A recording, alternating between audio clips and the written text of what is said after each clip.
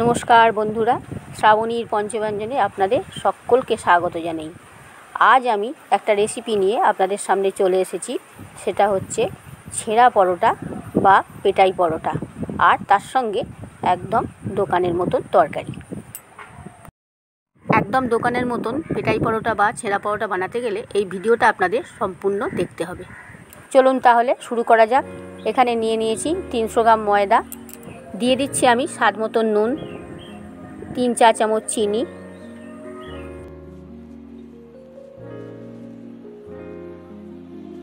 এবার শুকনো উপকরণগুলোকে আমি ভালো করে মিশিয়ে নিচ্ছি। আর এর মধ্যে দিয়ে দিচ্ছি 2 টেবিল চামচ সাদা তেল। এবার আমি এটাকে আবার একবার ভালো করে মাখিয়ে নেব। মাখা হয়ে গেছে, এবার আমি অল্প অল্প করে জল দেবো আর ডোটা তৈরি করে নেব। ডোটা কিন্তু খুব স্টিকি হবে, খুব শক্ত হবে না, আবার নরমও হবে না, হাতে লেগে লেগে থাকবে, এইরকমভাবে মাখতে হবে। জলটা কিন্তু সেরকম বুঝে শুনেই দিতে হবে। ডোটা মাখা হয়ে গেছে, এটাকে আমি আধ ঘন্টার জন্য চাপা দিয়ে রেখে দিলাম। এখানে নিয়ে নিয়েছি আমি 100 গ্রাম মটর আর 100 গ্রাম ছোলার ডাল। মটরটাকে আমি আগের দিন রাত্রিরে ভিজিয়ে রেখেছিলাম, আর ছোলার ডালটা ঘন্টা 3 ভিজিয়ে রেখেছি। এগুলোকে ভালো করে ধুয়ে নিয়েছি। আর এখানে নিয়ে নিয়েছি 4টে আলু, এগুলোকে আমি খোসা সমেত টুকরো করে কেটে ভালো করে ধুয়ে নিয়েছি। এইবারে আমি মটর আর ছোলার ডালটাকে কুকারের মধ্যে দিয়ে সেদ্ধ করে নেব। এর মধ্যে দিয়ে দিলাম জল আর অল্প পরিমাণে নুন।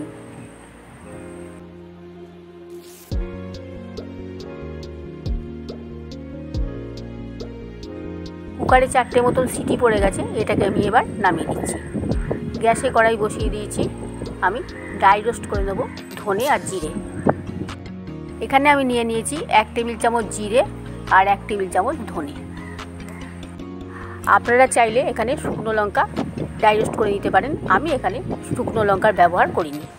ড্রাই রোস্ট করা হয়ে গেছে, এগুলোকে এবার আমি গুঁড়ো করে নেব। ওই কড়াইটাই আমি গ্যাসে বসিয়ে দিয়েছি। এর মধ্যে দিয়ে দিলাম 3 টেবিল চামচ সর্ষের তেল, অল্প পরিমাণে 5 ফোড়ন, 2টো তেজপাতা আর 2টো শুকনো লঙ্কা আমি ছিঁড়ে দিয়ে দিলাম।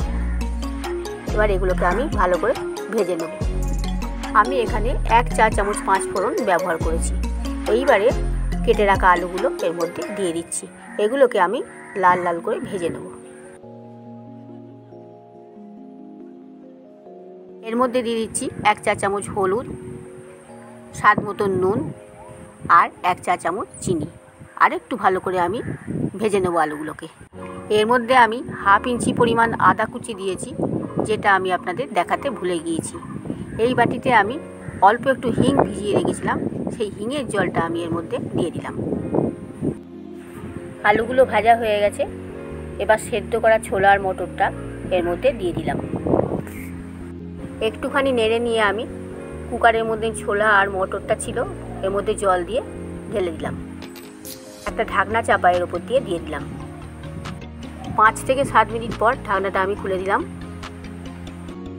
আলুগুলো সেদ্ধ হয়ে গেছে, এইবার আমি 2 চা চামচ কর্নফ্লাওয়ার গুলে রেখেছিলাম এর মধ্যে দিয়ে দিলাম। কর্নফ্লাওয়ারটা দিয়ে আমি মিশিয়ে দিলাম। এইবার যে মশলাটা আমি গুঁড়ো করে রেখেছিলাম সেইটা এর ওপর দিয়ে ছড়িয়ে দিলাম। আর একটু আমি এটাকে নাড়াচাড়া করে নেব। আর দিয়ে দিলাম ½ চা চামচ গরম মশলার গুঁড়ো। সব উপকরণগুলোকে আমি ভালোভাবে মিক্সড করে দিলাম। গ্যাসের ফ্লেমটা অফ করে ঢাকনা চাপা দিয়ে দিলাম। ঘন্টা হয়ে গেছে, ডো থেকে ঢাকনাটা সরিয়ে দিলাম। আরও একবার ময়দাটাকে আমি একটুখানি মেখে নিচ্ছি। ডোটার মধ্যে আমি অল্প অল্প করে সাদা তেল দিচ্ছি আর মেখে দিচ্ছি। ডোটা ভালোভাবে মাখা হয়ে গেছে, এবার চলুন পরোটা করা শুরু করি। এরম সাইজের লেচি আমি তৈরি করে নিচ্ছি। আপনারা চাইলে বড় সাইজের লেচি কাটতে পারেন, আমার এখানে তাওয়াটা ছোট বলে আমি ছোট করে কেটে নিয়েছি। আমার এখানে এরম সাইজের 6টা লেচি তৈরি হলো। একটা লেচি আমি বেলবো বলে নিয়ে নিলাম, আর বাকিগুলোকে ঢাকনা চাপা দিয়ে রেখে দিলাম।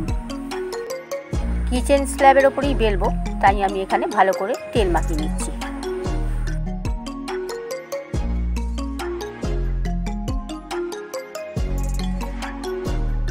এইভাবে প্রথমে আমি একটু বড় করে বেলে নিচ্ছি। এবার এর ওপর দিয়ে আমি অল্প একটু ময়দা ছড়িয়ে মাখিয়ে দিলাম, আর অল্প একটু তেল ওপর দিয়ে মাখিয়ে নিয়ে আমি এটাকে 4 ভাঁজ করে দিলাম।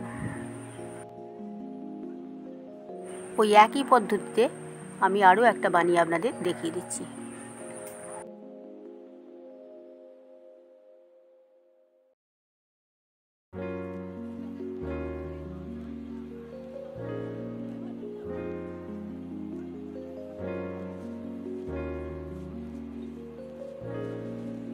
গ্যাসে তাওয়া বসিয়ে দিয়েছি।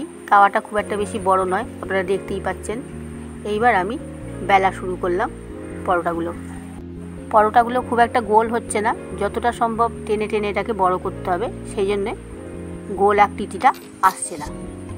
তাওয়া যেহেতু আমার ছোট, তাই আমি বেশি লম্বা করব না, আপনারা যতটা সম্ভব পাতলা করার চেষ্টা করবেন।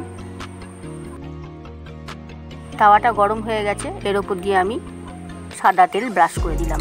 এইবার পরোটাটাকে তাওয়ার ওপর দিয়ে দিলাম। এর ওপর দিয়ে আমি তেল ব্রাশ করে দিচ্ছি। এবার আমি এটাকে উল্টে দিলাম। পরোটাগুলো একদম লাল করে ভাজা যাবে না, সাদা অবস্থাতেই এটাকে নামাতে হবে। এর ওপর দিয়ে আমি আবারও তেল ব্রাশ করে দিলাম। পরোটাটা আমি এভাবেই ভেজে নিচ্ছি।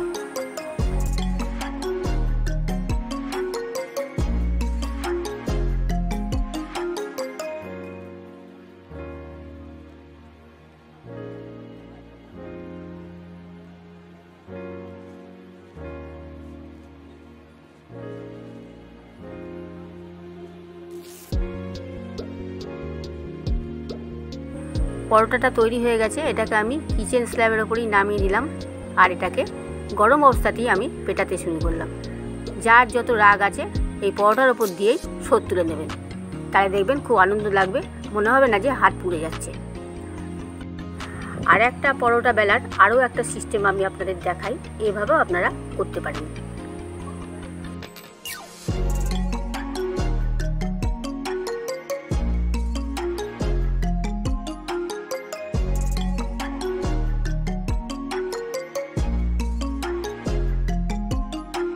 দেখুন, আমি হাতের সামনে ছুরি পাইনি, খুন্তি দিয়েই কেটে নিলাম।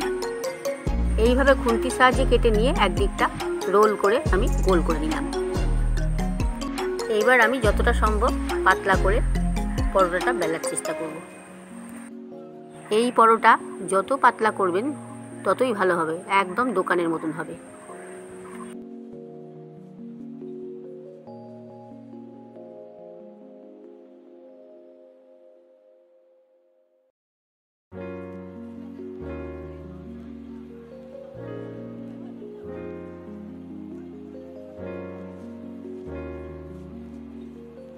ওই একই পদ্ধতিতে আমি এই পরোটাটাও ভেজে নিচ্ছি।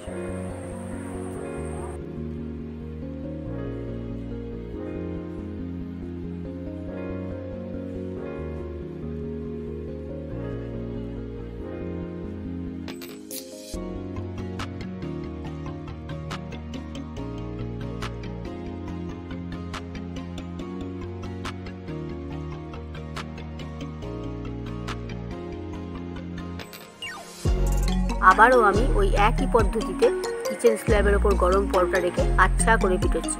মনে করবেন পরোটাটা আপনার শত্রু, যত পারবেন পিটিয়ে নেবেন। দেখুন পরোটা থেকে ছাল চামড়া উঠে গিয়ে কিচেন স্ল্যাবের ওপর কীরকম পড়ছে। এইভাবে আমি সব পরোটাগুলোকে তৈরি করে নিচ্ছি আর আচ্ছা করে পিটিয়ে নিচ্ছি। আমি তরকারিটায় লঙ্কার গুঁড়ো ব্যবহার করিনি, আপনারা চাইলে লঙ্কার গুঁড়ো ব্যবহার করতে পারেন। ঠিক এইভাবেই যদি আপনারা পরোটা বানান তাহলে দোকানের মতন হতে বাধ্য। আমি ছেঁড়া পরোটা আর তরকারি সার্ভ করে নিয়েছি। ঠিক এইভাবে দোকানের মতন ছেঁড়া পরোটা আর তরকারি আপনারা বাড়িতে বানিয়ে করে খেয়ে দেখবেন। যদি ভালো লাগে লাইক কমেন্ট শেয়ার করতে ভুলবেন না। আর আমার অনুরোধ রইল আমার এই চ্যানেলটা সাবস্ক্রাইব করবেন আর পাশে থাকা বেল আইকনটা ক্লিক করবেন, যাতে সমস্ত রকম রান্নার নোটিফিকেশন আপনাদের কাছে পৌঁছে দেয়। এই দেখুন কি সুন্দর হয়েছে পরোটা, একদম দোকানের মতন দেখাচ্ছি আপনাদের। দেখুন, সম্পূর্ণ ভিডিওটা দেখবার জন্য আপনাদের অসংখ্য ধন্যবাদ।